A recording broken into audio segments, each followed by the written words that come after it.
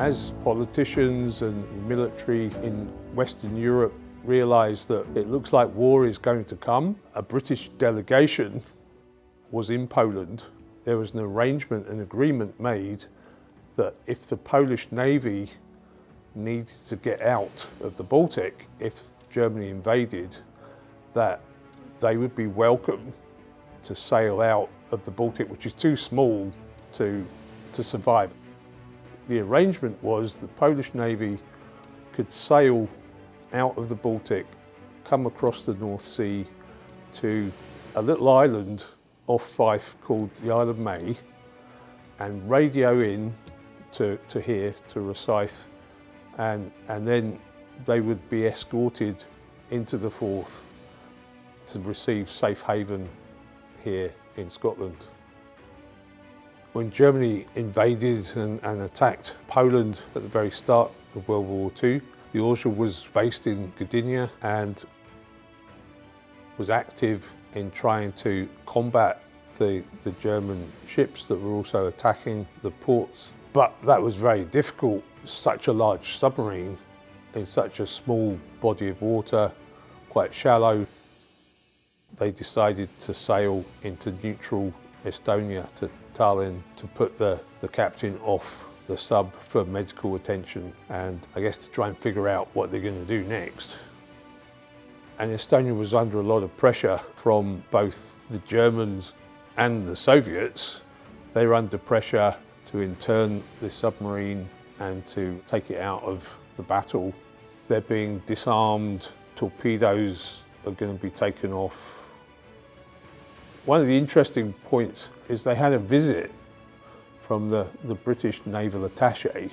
He gives over 2 business cards with his name on, and after he's gone, they look at the cards and on the back he's written a couple of little messages. One says, "Good luck," and the other says, "God bless you." And it's told in the Admiralty archives when the Royal Navy interviewed the submariners later. They said that when they read that, it helped them to decide, we're going to escape, we're going to Britain. They decided that they would try and get out at night under cover of darkness, and that they created a battle plan to overpower the guards who were on the submarine, cut through the ropes and also disable the crane that was taking off the torpedoes because they wanted to keep torpedoes for any German ships that they could see back in the Baltic. The Orzeł came to Rosyth because Rosyth is the closest secure and safe naval dockyard to the Baltic.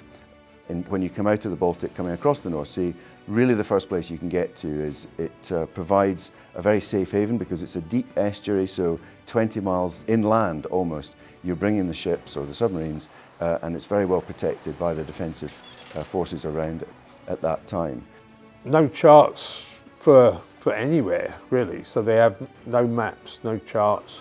One of the officers had drawn from memory what he could think of as far as, lighthouses and different navigation points. Difficult, I would imagine, even with maps and charts. Without proper maps and charts, extremely challenging. I'm formerly a sailor myself, and understanding the difficulty of trying to navigate a submarine in enemy waters without proper tools, navigation tools and so on, is an absolutely extraordinary story. Gdy wreszcie dotarliśmy do Anglii, nie mieliśmy na pokładzie zupełnie słodkiej wody. Mało brakowało, a zginęlibyśmy pod wodą z pragnienia. The radio had also been damaged, so they were trying to fix the radio because the plan with the British was that they would radio ahead for help. And also, if you don't radio and tell them where you are, they're going to think you're an enemy submarine and try and sink you. The Orzeł finally arrived at Rosyth in October 1939. Winston Churchill said it was It was one of the most poignant, most epic stories of World War II. The Orzeł was docked here at Rosyth 3 times, in fact, whilst it was operating with the British Royal Navy. We keep a record of every time that we bring a ship into a dry dock. We have 3 dry docks here, plus an emergency dry dock. And at the time of the Second World War, we actually had a floating dock as well. And so we have a record here of the dates that the Orzeł was in dry dock. We have a record of the drafts, which is the amount of depth underwater at the forward end and the aft end of the submarine. So after the Orzeł reaches Rosyth, they're very keen to get back into the fight, but the submarine needs some work done on it. During the Second World War, Poland provided a number of troops who worked here in Scotland. And in fact, it was the Polish Defence Force that was responsible for mounting the defence of the whole of the Rosyth Royal Dockyard. There was both a naval defence force in the Forth and a land-based defence force all around the Rosyth Royal Dockyard. At this point in the war, there was a big focus on Norway when Germany secretly launched the invasion of Norway.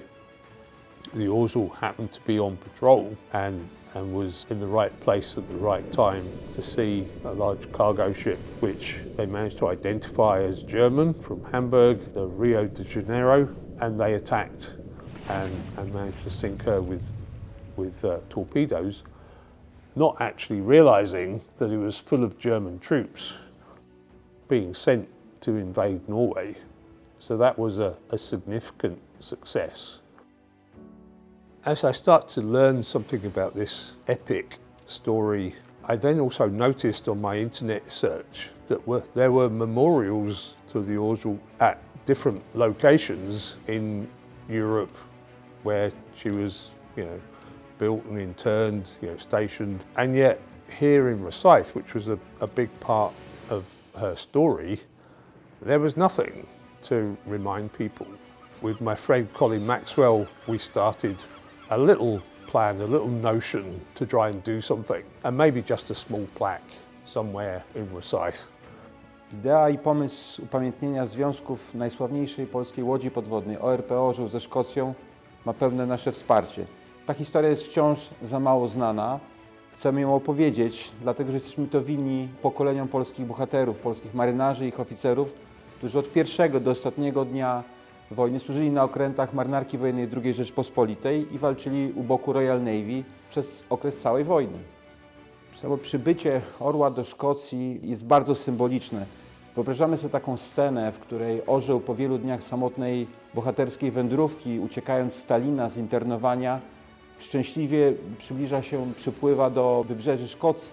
I na jego spotkanie wychodzi niszczyciel HMS Walrus Royal Navy, który ma go bezpiecznie doprowadzić do szkockiego portu Rosyth. To jest bardzo znaczące, bo to pokazuje sojusz naszych krajów i współpracę podczas II wojny światowej, a także dzisiaj, kiedy nasze siły zbrojne współpracują, budując potencjał morski floty Marynarki Wojennej Rzeczypospolitej Polskiej w ramach programu Miecznik, a także w ramach programu obrony przeciwrakietowej NAREW. Szczególnie cieszy nas udział w tym projekcie lokalnych szkockich i angielskich historyków, lokalnych władz, które nas wspierają, a także 2 stoczni, brytyjskiej stoczni działającej w Rosyth Babcock oraz stoczni Damen Naval Królestwa Niderlandów, która oryginalnie niesie tradycję i zbudowała orła przed wojną dla Marynarki Wojennej II Rzeczpospolitej.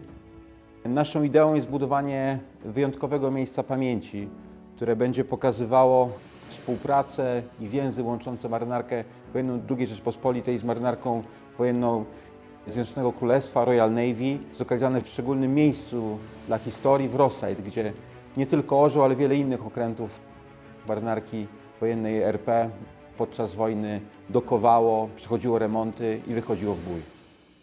We decided to support the Orzeł Memorial because of 2 reasons. First of all, it's a key part of our history. So when somebody wants to come along and help us to tell part of the story of Rosyth Royal Dockyard, we're very happy to help with that. But also, of course, it's a great link between our 2 countries. We're now in a partnership, Babcock is in a partnership with the Polish government, with PGZ specifically, to help to build the Miesznik program frigates. So it felt like the Orzeł story was a great way to help to seal and cement that, that bond between the two organisations.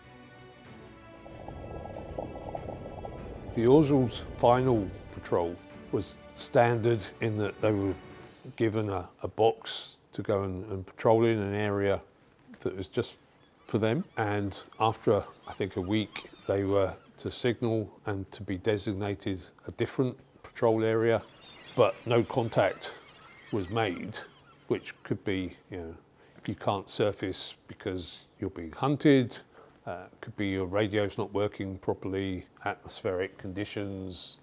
So it doesn't always mean it's a disaster, but there was no contact.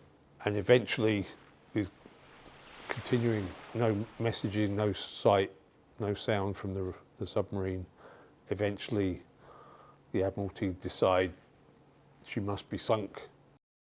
And even to this day, people are trying to find out, where is she, what happened. The North Sea is relatively undeep and there is a lot of current. So objects, even submarines or even bigger ships, they move.